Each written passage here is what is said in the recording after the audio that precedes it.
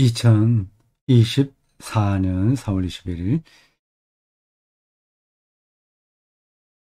다윗을 중심으로 하는 설교 부족함 없는 삶 가능한가를 복귀하겠습니다. 시편 23편 1절에서 6절 주석이라고 할 수 있습니다. 처음 설교를 구상할 때 각 구절들을 하나하나 설명하는 방식으로 해볼까 했습니다. 그것도 가능하거든요. 그걸 무슨 설교라고 하던가요? 한국교회에 벌써 20년, 30년 전부터 유행하다시피 한 설교 형식이 있습니다. 주석 설교도 아니고 주석하는 설교인데 뭐 설교가 주석이긴 하죠. 그러니까 주석이 꼭 설교는 아닙니다. 성경 본문의 의미가 뭐냐 하는 것을 그 본문 자체에서 찾아내는 작업을 주석이라고 합니다. 뭐 성서 주석이라고 하죠. 근데 설교는 그러한 주석에 끝나지 않고 그 텍스트가 오늘 우리들에게 어떤 의미인가를 이야기해야 되겠죠. 어떤 의미인가까지 만이 아니라 조금 더 나아간다면 그쪽으로 가도록 권면해야 되는 거겠죠. 각 모두 크게 보면 설교는 그 어, 제목 설교와 그 본문 설교가 있습니다.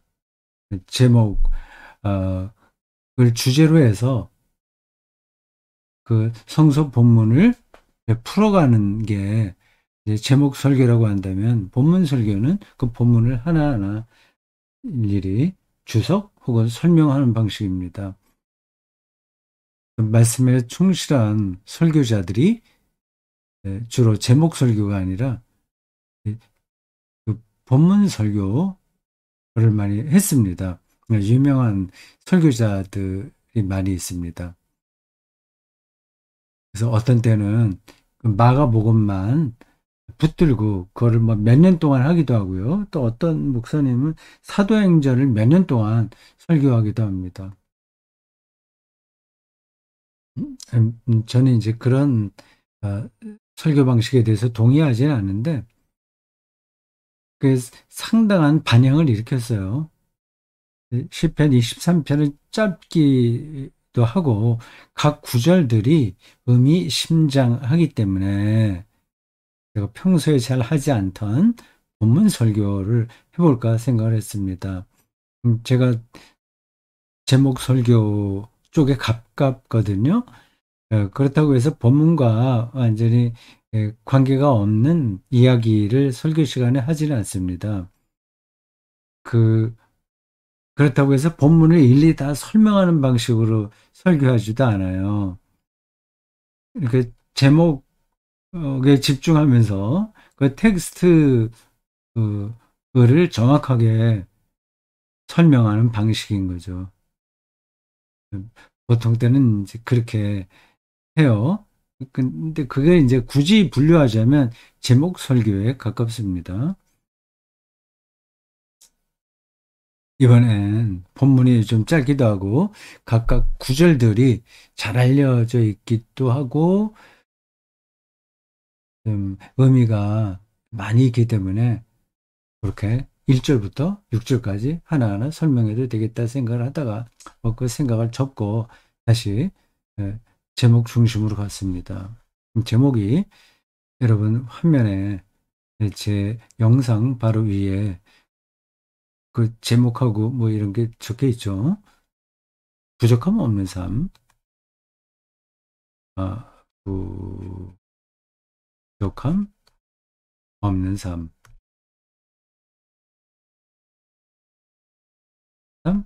가능한가?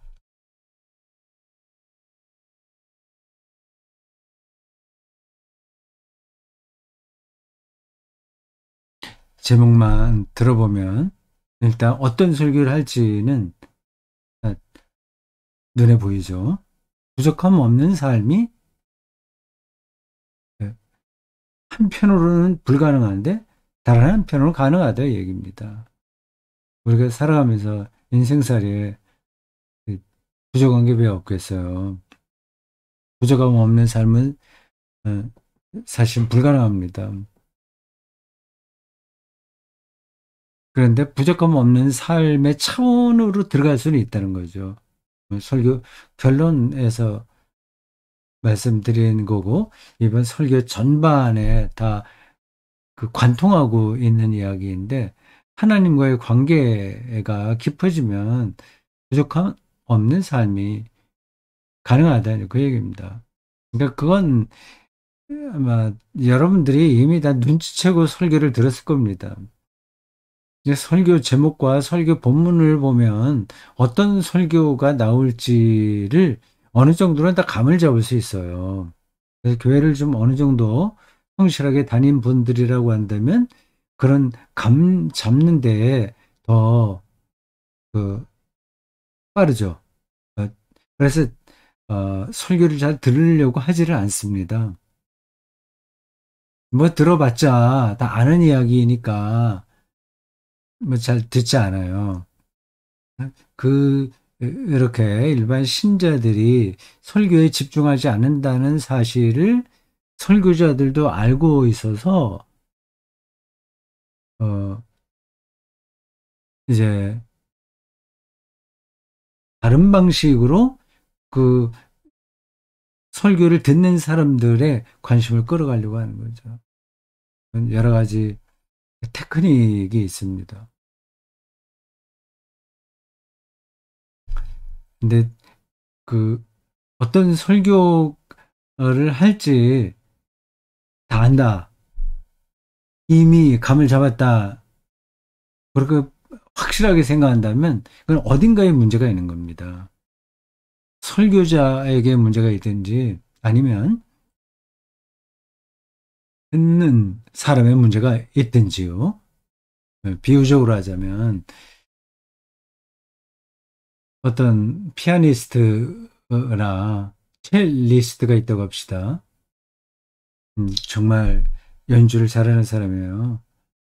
근데 그 사람이 뭐 그 음원으로 나오고 뭐 CD도 있고 그분이 연주한 거 많이 있잖아요. 그것만 들으면 충분하게 감상이 됩니다. 그래도 그 피아니스트나 첼리스트가 하는 라이브 연주장에 사람들이 비싼 돈 내고 갑니다.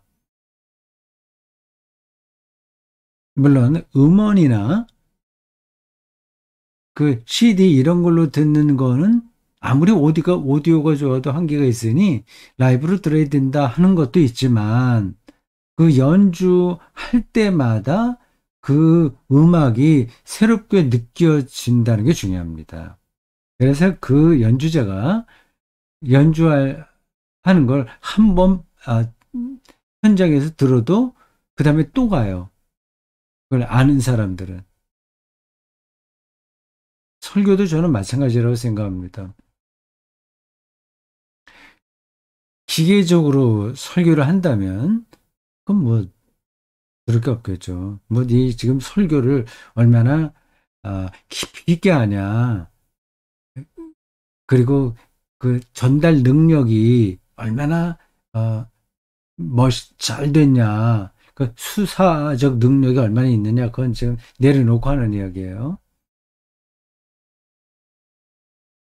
만약 그 사람, 그 설교자가 성서 텍스트의 세계에 들어가 있다고 한다면 똑같은 설교를 할 수가 없습니다. 그 성서 텍스트는 그 안으로 들어간 사람의 그 상황에 따라서 그리고 그 설교를 해야 된 그 독자들에 따라서 늘 그거는 변하게 되는 거예요. 그 경험이 다른 겁니다. 방금 비유적으로 말씀드린 음악 경험하고 비슷한 거예요. 이게 겉으로는 일단 비슷합니다. 뭐, 그, 멜로디, 뭐, 화음, 이런 게, 그건 똑같잖아요. 악보에 있으니까. 그건 똑같은데, 그거를 붙들고 그 음악의 세계로 들어가면 너무 다른 거예요. 때에 따라서요. 그래서 악보와 성서 텍스트는 같은 그 같- 같은 방식으로 작동합니다. 예, 일종의 기호잖아요. 문자이기도 하고 성경은 문자고 악보는 기호인데 그게 다 기호죠. 문자도 기호예요. 근데 그런 것들은 어떤 실체를 간접적으로 설명하는 겁니다.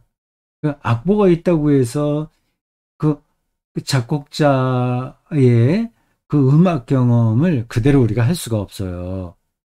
그 재현할 수 있는 능력이 있는 연주자가 그걸 할 수 있는 거죠. 설교도 똑같습니다. 뭐 제가 성서 텍스트의 세계에 깊숙이 들어간 고수다. 이제 그걸 말씀드리는 게 아니라는 건 이해하시겠죠? 내가 꼭 그렇게 할 수 있다. 이제 그런 말씀을 드리는 게 아니라 설교 행위라는 게 뭐냐. 그걸 말씀드리는 거예요. 늘 새롭다고 하는 겁니다. 그래서 설교 준비하는 사람도 그러니까 그 시편 23편을 청년 설교자였을 때와 40대와 60대와 저처럼 70대가 됐을 때 완전히 다른 겁니다. 근데 여기서 다르다고 해서 뭐 완전히 뭐 청천벽력과 같은 다른 이야기를 한다는 얘기 아닙니다. 쓰는 용어는 비슷할 수 있어요. 그런데 용어가 비슷하더라도 그 용어가 담고 있는 세계에 대한 경험은 다른 겁니다. 이런, 그 정도까지만 얘기해도 전달이 됐겠죠? 근데 이런 게 이제 사실 중요하기 때문에 그래요. 우리 일반 신자들에게는 별로 와닿지 않는 이야기일지 모르겠지만 중요한 겁니다. 이 그거를 일반 신자들도 어느 정도 눈치채고 있어야 예, 정말 살아있는 설교자, 아, 인가, 들은 풍월만 이야기하는가, 저 사람이. 그걸 이제 구분할 수 있어요. 그걸 구분할 수 있는 일반 신자들이 있어야 설교자들도 더 설교자로서의 내공을 깊이 있게 하기 위해서 애를 쓰는 거죠. 근데 그게 서로 마찬가지예요. 설교를 듣는 사람 일반 회중과 설교자가 이게 따로 놀지가 않습니다. 줄탁 동시, 줄탁 동기, 그 한자하고도 비슷한 어떤 상황입니다. 그, 그 근원적인 것이 작동하는 그 원리가 비슷한 거예요. 자, 그래 10편, 23편. 너무나도 잘 알려진 이야기인데, 저는 새로웠습니다. 다윗의 일생을 먼저 얘기했어요. 다윗이 정말 고대 이스라엘 왕들 중에서 최고다. 우리가 알고 있지 않습니까? 실제로 최고입니다. 북이스라엘, 남유다에 수십 명의 왕들이 있는데 본받을 어떤 왕들을 표현할 때 이 사람이 괜찮은 왕이었으면 다윗과 같았더라. 이렇게 표현합니다.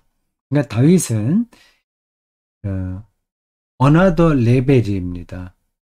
그 구약 왕들이 그 어, 깊이 어, 뭐 왕들만 아니죠.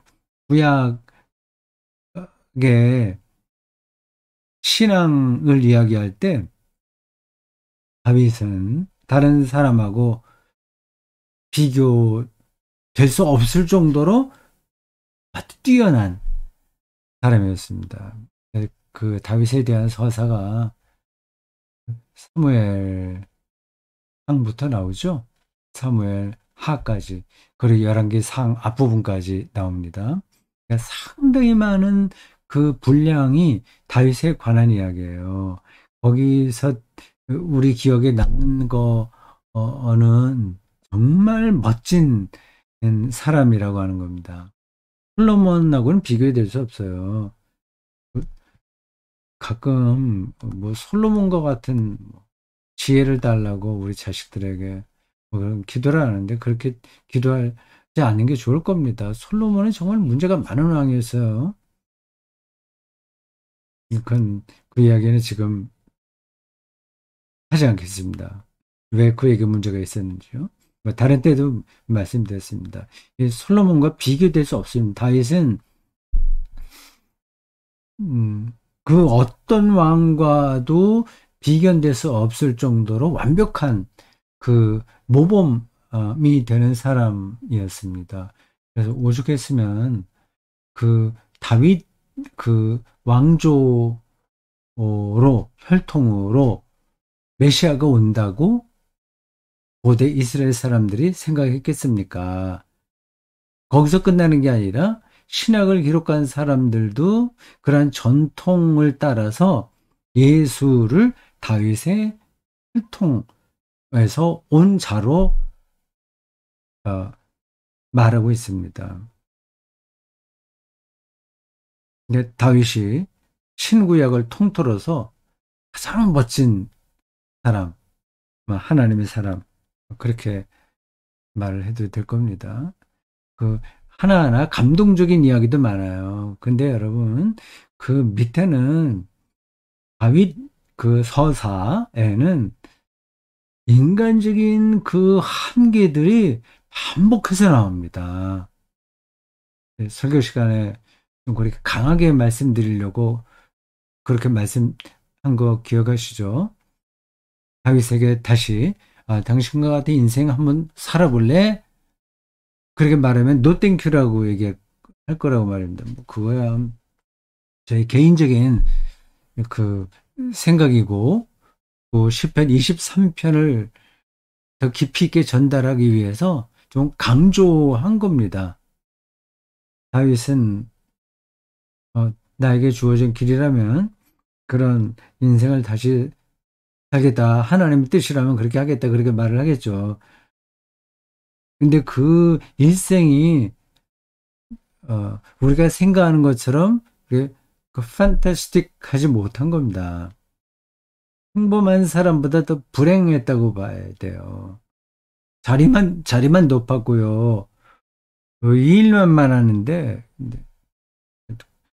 인생이 고달팠습니다.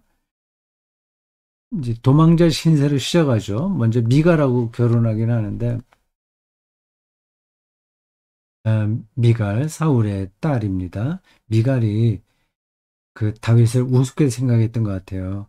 다윗과 미갈의 관계에도 참 그 성경이 많은 이야기를 하지 않긴 하지만 몇몇 어, 표현들을 보면 대단히 불행한 겁니다. 두 사람 관계가. 미갈이 자식이 없었다고 하네요. 근데 그거는 이제 어, 다윗이 미갈을 멀리한 거죠. 도망자 신세였어요. 초반부터. 그럼 미갈과 다윗이 뭐 처음부터 그렇게 사이가 나빴겠습니까? 뭐 좋았죠. 근데 우리가 다 알지 못하는 이유들로 인해서 알만한 이유도 있긴 있습니다만 사이가 이제 벌어져요. 오랫동안 도망자 신세를 면치 못합니다. 그래서 어떤 때는 아, 어느 나라인가 다른 나라로 망명을 갔는데 거기서 미친 사람 신성한 사람 흉내를 냅니다. 그렇게 하지 않으면 저기 목숨 위태로우니까 말이죠. 밧세바 이야기 곧 하지 않겠어요? 그 밧세바 사이에 태어난 첫 번째 아들은 죽었고 두 번째가 솔로몬이에요. 근데 그건 그렇고 이 자식들 문제가 어려웠습니다. 부모된 사람의 가장 큰 근심거리는 자식들이잖아요. 자기 자신보다도. 설교 시간에 그 암논과 다말이라는 동명이인이 또 따로 있어요. 어, 그건 그렇고 그, 그 문제가 있었고 압살롬이 암논을 죽입니다. 솔로몬이 아도니아를 나중에 또 죽여요. 압살롬이 또 반란을 일으켜요. 솔로몬이 왕위를 계승했는데 그 선택이 제가 보기에는 잘못된 겁니다. 그거 왜 그러냐? 그건 제가 길게 설명하지 않겠어요. 결과적으로 보더라도 잘못된 겁니다. 솔로몬이 한 거는 예루살렘 성전을 졌다고 하는 건데 예루살렘 성전 진 것도 솔로몬이 다 준비한 게 아니라 위시 다 준비해 놓은 겁니다. 모든 것들을 준비 완전하게 했어요. 그거를 실행한 사람은 솔로몬입니다. 솔로몬이 잘나서 그런 게 아니라 아버지를 잘 만난 거죠.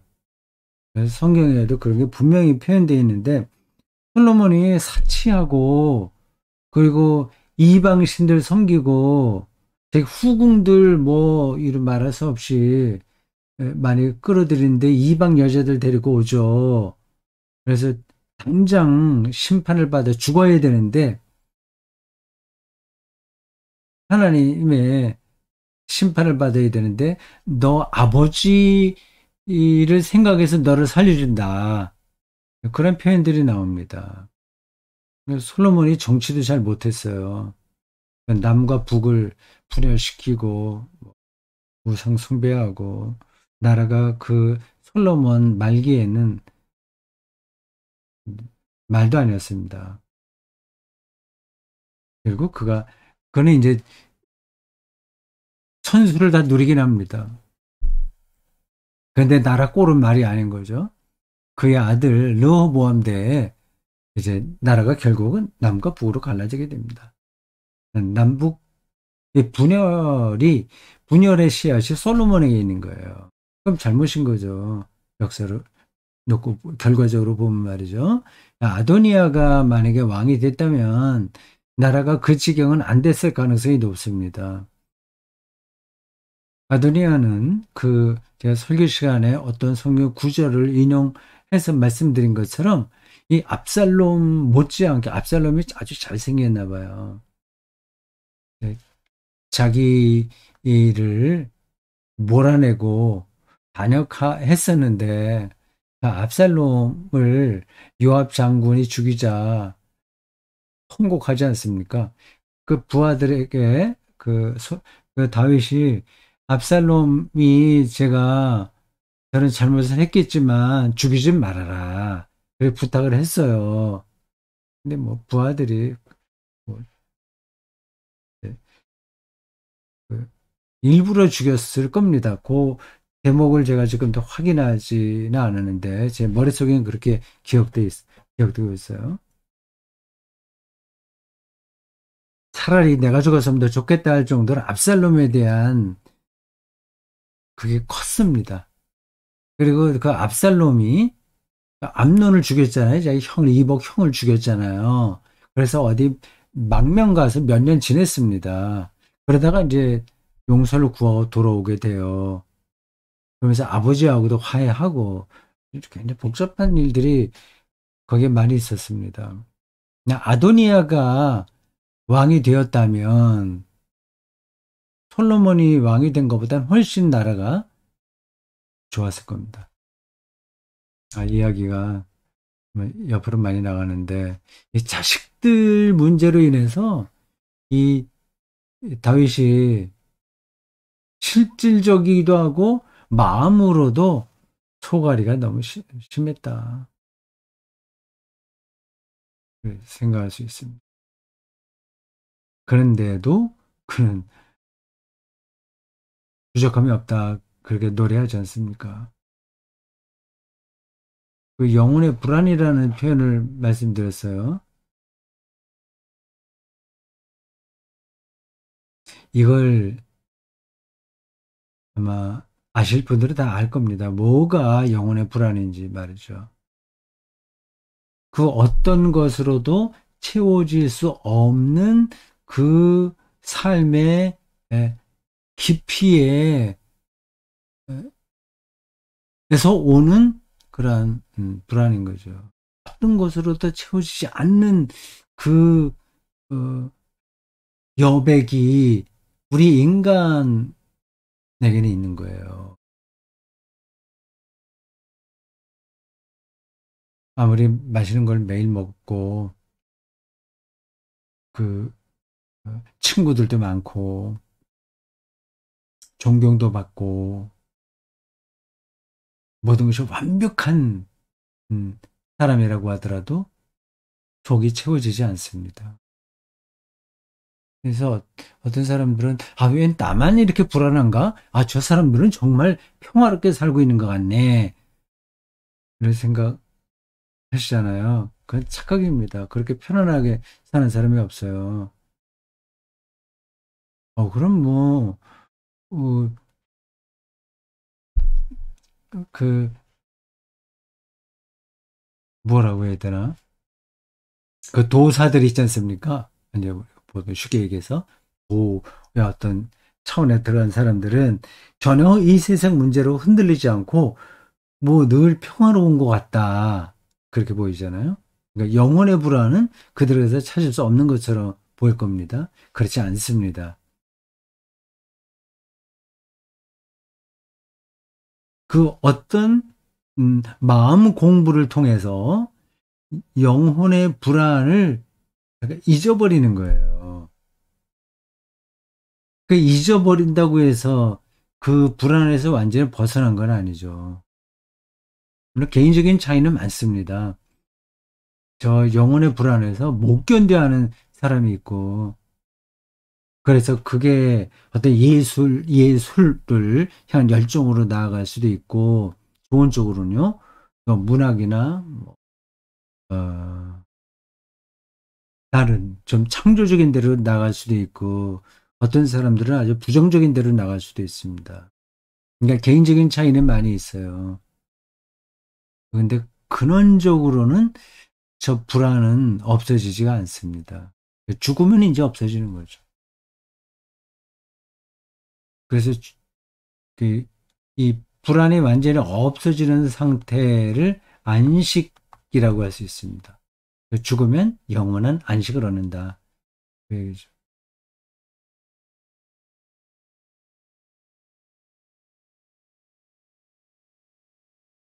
네. 영혼의 불안. 네. 현대인들은 그렇지 않은 것처럼 살죠. 네. 그렇게 아닌 것처럼 사는 것 자체가 불안하다는 증거입니다. 그 다윗의 그 믿음 요 한 가지가 부족함 없는 삶을 가능하게 하는 원동력이다. 그렇게 말씀드렸어요. 하나님과의 친밀성, 신뢰죠. 참, 저런 표현이 아주 우리에게 실질적으로 와 닿기가 쉽지 않습니다. 이건 마치 죽음을, 죽음, 음, 죽음과의 친밀성이라고도 친밀성. 바꿔서 얘기해도 됩니다. 죽음과 친밀해지기 힘들잖아요. 하나님은 생명의 근원자이신데요. 창조주이신데, 그거는 그 생명과 반대되는 개념도 꼭 거기에 따라갑니다. 그러니까 죽음인 거죠. 뭐가 있다고 한다면 없는 것도 연관해서 생각을 해야 되고요. 생명이라고 하면 죽음이라고 하는 것도 같이 연관해서 생각해야 됩니다.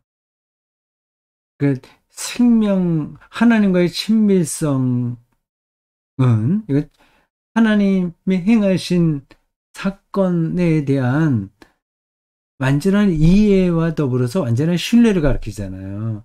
하나님이 창조하셨다? 그러니까 그거는 선해요. 그러니까 내가 다 이해하지 못하는 일들까지 하나님의 창조 안에서 선하다는 사실을 전폭적으로 믿는 거죠. 그러니까 나에게 불행한 일이 온다고 하더라도 결국 이것들이 뭐 협력해서 선을 이룬다는 표현에도 있듯이 하나님의 창조와 구원 역사에 들어가 있다는 사실을 이제 들어보는 거죠. 내가 아프다, 예를 들자면 뭐 그냥 아주 평범한 비유를 하자면 뭐 몸살 감기 들리잖아요. 그건 이제 어떤 면역 체계가 좀 약해져서 그런 거 아니겠습니까? 그러면 힘들고 그러더라도 이게 내가 이렇게 쉬라고 하는 얘기구나. 그래서 면역이 힘이 좀 돌아오는 거구나. 그러면 아프더라도 그건 지나갈 수 있는 거죠. 나에게 오는 불행들, 무슨 사건, 사고, 자식들 문제, 그 외에도 뭐 오죽 일들이 많이 있습니까? 예, 그런 것들까지 다 하나님의 창조와 구원과 섭리 안에서 이해하고 받아들이는 거죠. 하나님을 신뢰할 때만 그게 가능합니다.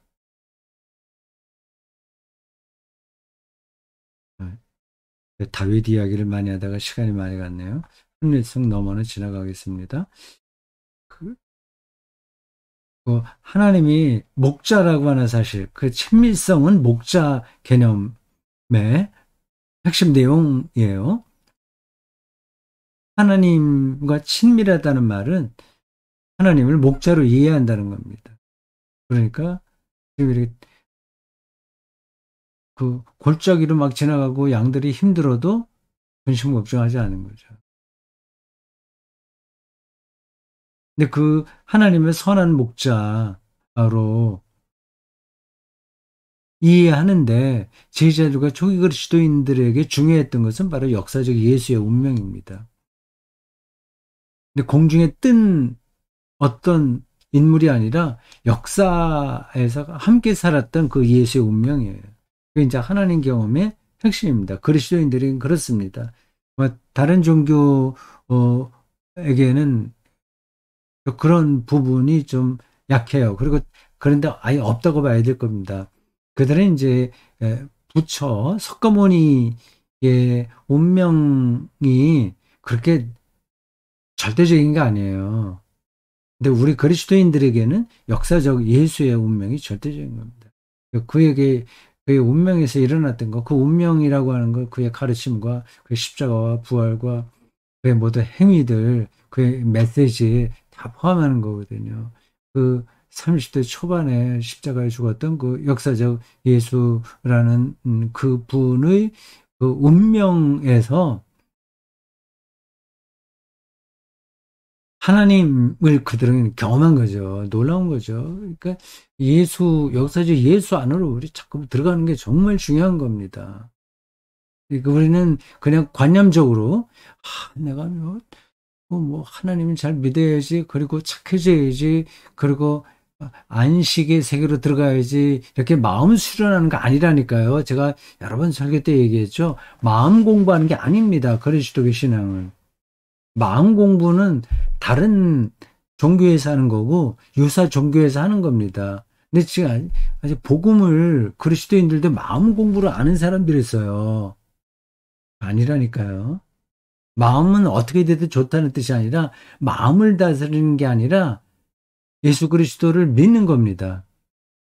그냥 믿는 건 아니죠. 그분에게 일어난 일과 함께 그의 운명과 그의 퍼스널리티, 그에게 일어난 모든 이벤트, 사건, 그걸 믿는 거죠. 그 마음을 다스리는 게 아니라 믿음이 중요한 겁니다. 그러면 이제 믿음의 세계에 들어가게 되면 마음은 거기에 따라오게 되는 거죠. 어떤 게 먼저일까요? 마음이 중요해요? 믿음이 중요해요? 저는 믿음이라고 생각합니다. 우리의 마음이라는 건 그렇게 우리가 믿을 만하지 못합니다. 순식간에 요동치고 뭐 정신없어요.